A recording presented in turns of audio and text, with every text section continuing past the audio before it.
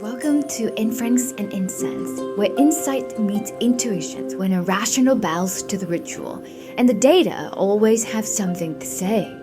We, two data scientists, exploring one big questions each week, taking turns surprising each other with a mystery guest and a live reading. Each week, our questions is equal parts over-analysis and random curiosity. This one starts something like this.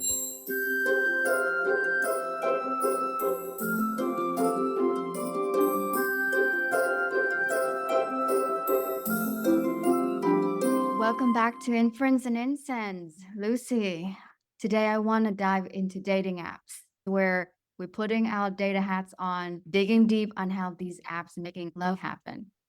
Love the topic. That's near and dear to my heart because I met my partner on one of those apps. That's right, you did. So I guess you are their success story slash lab rat. So take me back, paint me the picture of how mini younger Lucy fell in love. Yeah, so I moved to LA back in 2014. And then I I don't have like too many friends. I was single. And then I decided to sign up for eHarmony because I was that age, right? You know, in Asia culture, when you are approaching 30, you're like, you have that clock ticking. And then I still remember that they made me do like 100 questions for screening. It took me quite a while. It's like over an hour. 100 questions? Dude, that's not onboarding. That is like background federal grade check. I know, who'd have thought, right? Because I think I paid like hundreds bucks too. It's not for free. And then but luckily, I think the questions are more like multiple choices on on a 1 to 5 point of scale. Like how important is a physical appearance to you, like income, education, things like that.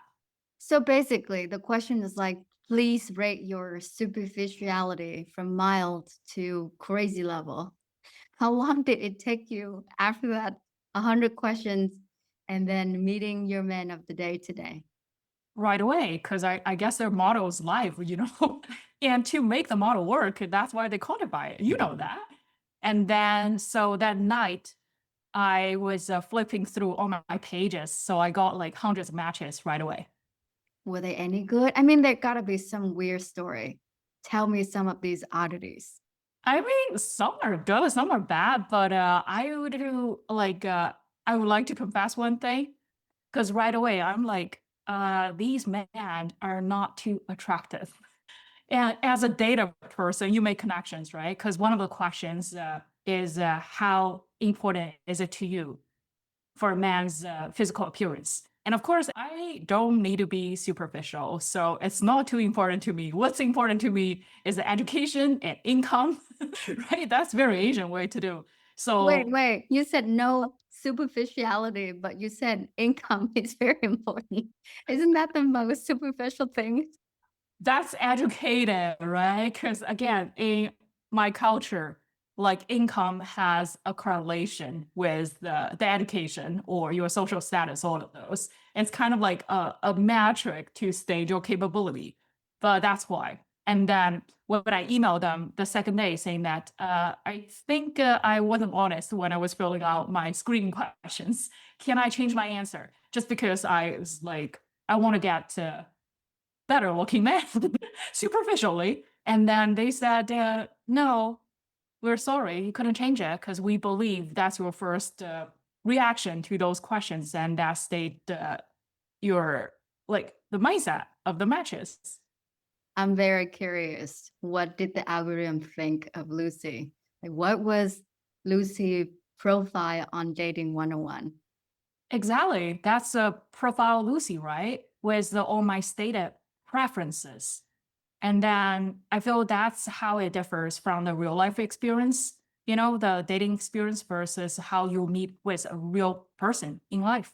When you create a profile, you're forced to kind of click your attributes into boxes, right? Into data points. And the dating apps only get to meet the most reduced version of you, the LinkedIn profile of Lucy. Your profiles probably say you're competent, very good with data, lots of fun hobby. I garden and my face look normal. I don't look like a serial killer or a stalker 101. But in real life, Lucy is this 360 person, 4K, full details, Dolby sound system, full of instincts, maybe some awkward pauses, and lots of pheromone, all of the good and juicy stuff. Very different profile. Totally. I mean, it might sound brutal to some people because we're essentially flatten our identity, right? It becomes 2D from 3D. And now we're creating a profile, like almost creating someone that you want other people to see it. But I mean, I love it as a nerd because it's just beautiful that we can quantify so many dimensions and define me as a like profile. And even when I think about 100 questions, that just can't be enough. Let's say that's 100 data points. And the Princeton Perception Lab found that in person, when you meet somebody, your brain processes about 10,000 nonverbal cues in 7 seconds. The physical, their pheromones, their vocal pitch, micro expressions. Can you imagine dating app keep it down to 100 data points? It's like picking your soulmate using what an image of a nutrition label on the back of a package. I mean, that's back in 2014, right? We probably don't have as powerful like machine learning models or like computer powers at the time. But like, so what? It's the same thing like we're furniture shopping on IKEA's website, right? Or any online shopping. And then would you like hope it just feels the same in person? It may be, but I don't know if shopping for a couch and shopping for a soulmate is the same. I don't know. I think when the couch sacks, you throw it out. You buy two couch every 10 years. But when you have two failed relationship, you think you are the problem. You think love is dead. And I think that's more of a magnitude impact that the dating apps has on you than IKEA. Right. I think like fundamental issues, not saying me, because I'm a little bit goofy and I kind of like choose authentic photos to represent myself. But for most people, I think they are like very cautiously and carefully curate the perfect profile, right? Like wanting people to see like who they wanted to be seen. Because my husband's best friend actually asked him for a trip, like outdoor, just to taking the perfect profile pictures for Tinder. Because he's very like homey, like he's a very nice guy. I mean, he reads all the books and has a decent job, all of those, but he's nothing like from outdoor. He doesn't exercise, he doesn't go to gym, but for whatever reason, because like Tinder or all ladies prefer those guys who are very outdoorsy. So he went on a trip with my husband just to take him climbing the mountains. I think that's a disconnection part, which bothers me a little bit because you are presenting a different self. It's not authentic. It's like lying on your resume, you know? And I think there's a saying in the ancient wisdom that know yourself, and the dating app just say, know your best camera angle. Be authentic, but not too authentic. Be fun, but not crazy or chaotic. Exactly. And then I think that's why people are also addicted to the dating apps, right? Because you can kind of quantify your attractiveness. Because even I got excited, like I got a lot of matches, and then all of them great, let's say, like over 90%, they actually responded to me. So it's kind of like self validating, right? But then when you get a rejection, it becomes internalized as a measurement of worth. Then you start doubting yourself. And I think that's the dangerous part, right? If you continue, you gaming your identity. And in real life, you may go on two dates and that may go nowhere. And you kind of like, all right, next. But on an app and you go on 6 dates last month, none was good. And suddenly you feel like you exhausted the entire romantic economy. Cupid hates you, and somehow you hit the love bottom in just 1 month. Which is why we need to talk about the business model of all those dating business. Yep, let's follow the money, the romance economy. So, what the global dating apps revenue in 2025 that I look up is 9 billion now. That's an insane number. And I think that means that the entire industry is running on this one great paradox. If you fall in love, you don't need them. So, in order for them to survive and thrive as an economy of love, you have to almost find love. So, you become their perpetual income generation source, their quarterly earning. Totally. And that's a good observation. I was talking to my friends who's in the business, right? Like, what's your success metrics? And of course, it's like retention rate, things like that. Like, they're not in the business to finding true love for you. I mean, I was only on it for 3 months and then quickly deleted app since I like started dating my partner at a time. But then the company really makes more money if I don't find the love so that I can use the app forever. Exactly. You are their worst customer. They want less customer like you. But I think their hope is that you keep swiping and you find love whenever you give them enough income. And hopefully you don't leave the app too soon. That's evil and feels spiritually very violent. It's capitalism at its core, right? Hinge app's pitch is they designed to be deleted. I think that's their tagline. It's cute, but come on, that's not real. It's like a casino married a slot machine, had a baby, made out of push notifications. And as a user, you get a big dopamine whenever the notification comes through your phone and said, someone liked you. And in the fine print, it said pay $9.99 to see who that is. It's funny you say it like that because I feel like romance is one of the basic needs of human beings, right? And then I never see it as a problem, but now we have a business model to create the problem and then also sell the solution, but not quite giving you the solution right away because that will be detrimental to them. Exactly. Suffer a little bit more. I love that because their goal is to find love in a comfortable time duration. So it's a win-win situation for the user and it's for the company. It's truly manufacturing uncertainty in this business model called love. So a dating app's process requires a sustained near success. Every failed date becomes evidence that you need the app even more. And then like every swipe, every recognition like keeps us hooked because it triggers all the dopamine, right? It keeps us excited. So this is essentially taking humanity's deepest longing and turning it into an engagement funnel. Yeah, I think that's a fair take on it. And neuroscience has something like this as well. They call this the intermittent reinforcement. So when you have random rewards, your brain create the strongest addictions. So think slot machine pays out unpredictably. You play for 20 minutes and suddenly you get a big payout.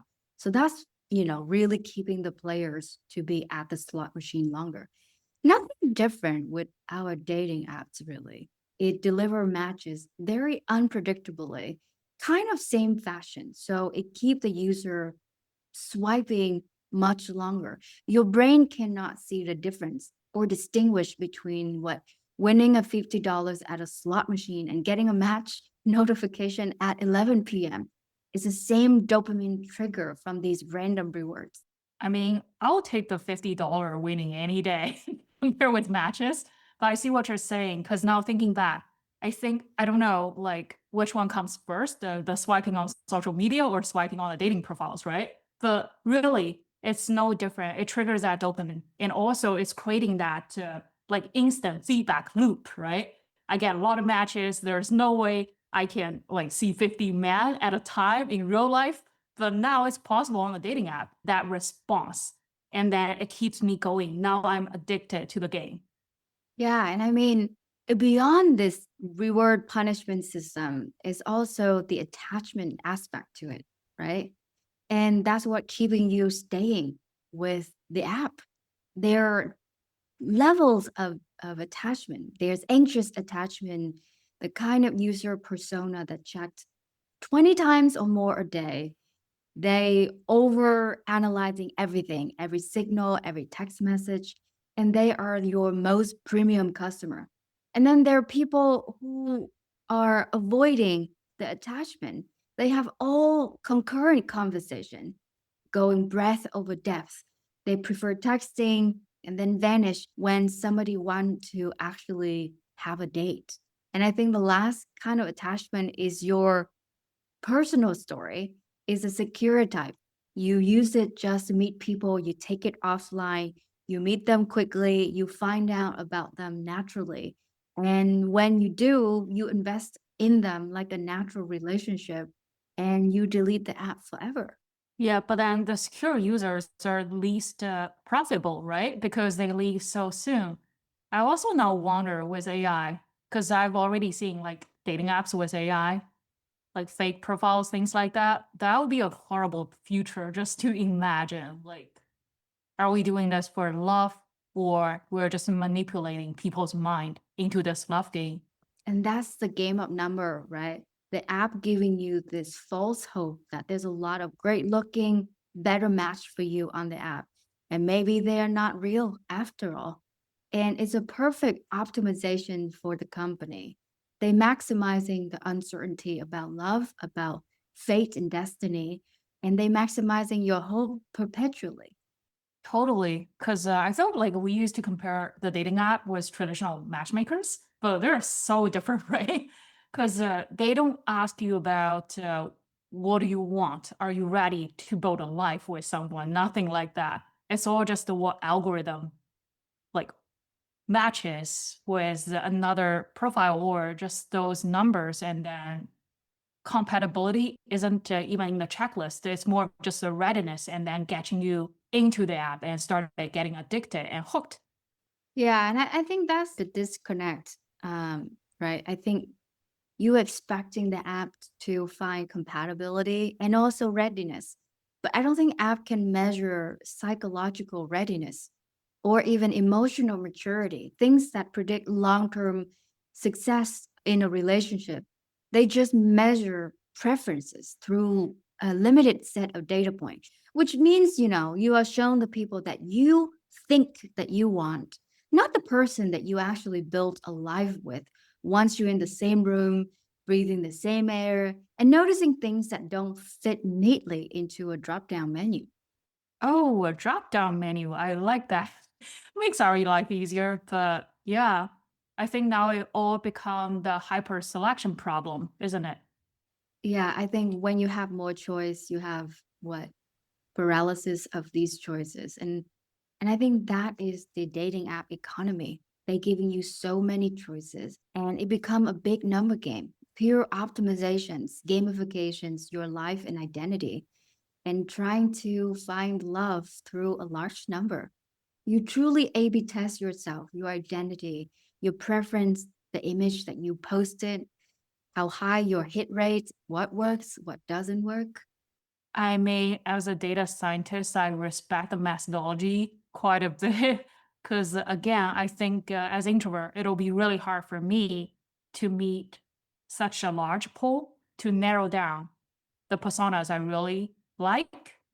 But then again, if I think about like large population or every human being, then it is unfair to take out that experience actually like searching the real life. And when you filtering out all of these inconvenience things, right, you get very frictionless of an experience. You get the kind of height, income bracket, educational level, how far they live away from you. That's inconvenient love matchmaking. And what it creates is the commodifications of a limited set of traits. You literally speed resume dating. Perfectionism is a requirement, is no longer a nice to have. And think of an example when women often filter for men, what, 6 feet or taller? You eliminate the majority of the people in the country. You leave no chance for people who a little bit smaller, but with a huge heart.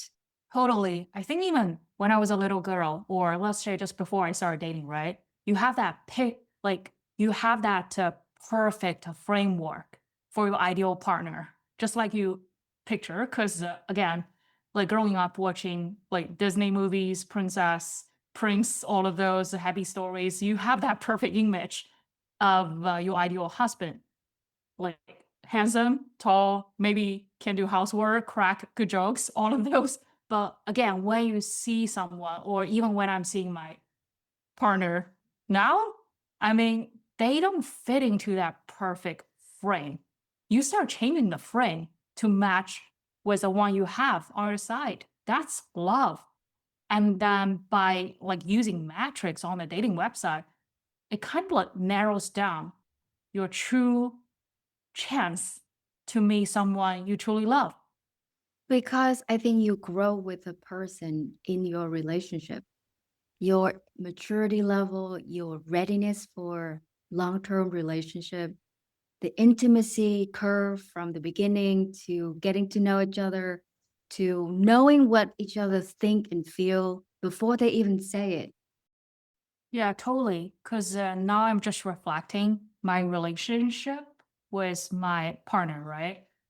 Because I feel even though the dating app provides the opportunity for me to get matched with him, but the real relationship grows when we started dating offline, when we see each other often enough.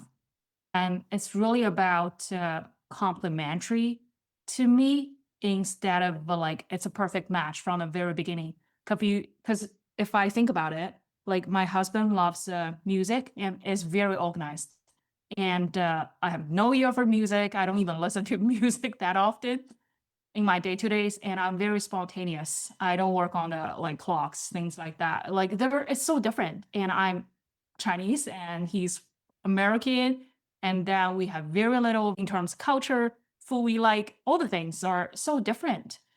But I wouldn't pass it if I'm just looking at the numbers or metrics, right? But because we had a chance to connect offline, and then we started growing together, seeing the differences, but also embrace the differences. That's the true relationships. Yeah, and I mean, think about it. What you put out in the app is measuring what you like to have, but actually, what fits best with you may not be like to like. It may be complementary to you. So, allowing you to be authentic you, but also bringing you to another dimensions to learn about things, to expand your horizon. And I think that's what great relationship do to one another. And I think that's what make dating apps is uniquely painful. That visible rejections, something that don't fit right away, you get an instant feeling of failure. And in real life, you may not know exactly. You may go out to a numerous number of dates and you don't know who loved, like, didn't like, or maybe contextual bad timing. But on the app, you see exactly how many people swipe left. The rejection is highly visible and quantified. Yes, I think I can relate to that. Because when I was on dating app, I did get rejections because it's almost instant, like not pain, but still you feel like, why did I get rejected? And then also you don't learn anything about it, right? You just feel you get hurt. And then because you get a numerical measurement in your adequacy without even realizing it. And once your app turns rejections into data and gamification, your brains and emotional, it turns that into your identity, unfortunately. And I think you internalize it as an assessment of your self-worth. And I think we talked about desire, compatibility, rejections, and how algorithm plays into this. But we haven't talked about one thing that none of these apps actually optimize for is intimacy. And I think real intimacy needs slowness, vulnerability, repetitions. And I'll tell you one personal funny story. Like I've always thought in my late 18, 20 that I was an extrovert and lots of parties. And you can imagine the kind of people that I was dating. But like until I met my person who is, my partner now, he take one look at me at the party and he walked over and he was like, "You ready to go?" And I'm like, "Yes, save me from this." And I think only then I knew that I was a high functional introvert. I do well in public speaking, I crack jokes, I can mingle, I can get myself around and enjoying the party time. But that's not how I recharge my battery. And I think that's what digital app optimize for is volume over depth. And I think real intimacy optimized for depth. And if you think about it, those are opposite goals. Totally. Now I'm thinking, because anything we experience, even in a relationship, is actually to get to know yourself better. You're actually exploring yourself within a relationship and also getting your partner to accept you as who you are. And then you both become better people versus in the dating app, the relationship is a little bit linear, right? Because it's more of optimizing on sort of metrics. You felt you're moving forward, but not really, because it's measured by a metric again. Like you went out for a date with someone, then you click, like it's a success, but did you really grow in a relationship? Maybe not. But on the other side, I think it's a little bit misadvertisement on a dating app, right? Because based on what we're discussing now, it might still be good as a social media platform because you do get a lot of exposure, but it just wouldn't be like finding true love in the disguise of just seeing people in volume. Yeah, and there's one psych research, the famous 36 question study. So this is the one that claim stranger can fall in love in an hour. But it shows something also profound that intimacy grows from mutual vulnerability, not from a shared number of declared traits. So think about it in a way that intimacy forms when someone sees the part of you that you didn't curate. You didn't put on a beautiful filter. So these are things that, not pretty, messy, unrehearsed, the non-computable parts, really. Anyway, so I want to bring it home within the next few minutes. So what do we do, Lucy? Because clearly saying just delete the app, meet people naturally, it's just not realistic for the entire modern society. Yeah, maybe we just ask better questions, right? Like, can you stay embodied while engaging with this embodiment? And that in Buddhist philosophy, it calls the mind layering story upon story. But really, try to know yourself. Don't fall for the trap. Okay, you need to speak English here. All right, that sounds lovely, but not actionable. Okay, I'm going to ask again. Solutioning mode, Lucy. Take two. All right, let me think. Okay, first thing, know which you're presenting, right? Because that's what we talk about creating that dating profile. Am I the authentic self or my aspirational fake resume? If they're really different, I think you're setting yourself for disappointment. And then every time you think, no one wants me, like you have that self doubt, just replace it with, there's always tomorrow, the sky is always blue. And then the most important thing, prioritize real connection. I think this becomes ultimately important with all the AI, all the fake profiles flying around. And then if the text conversation flows, meet them, you really need to see the in-person chemistry. And maybe I'll add one more thing, know when to delete.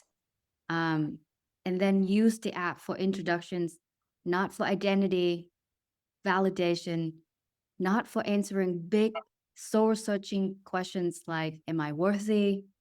Don't outsource that self-knowledge. The app only show you profile, and you is the only person can show up as a person. I'm still very grateful for the app I met my partner. But again, the real love story didn't happen on the app, right? It happened in the coffee shop when we talk about for hours.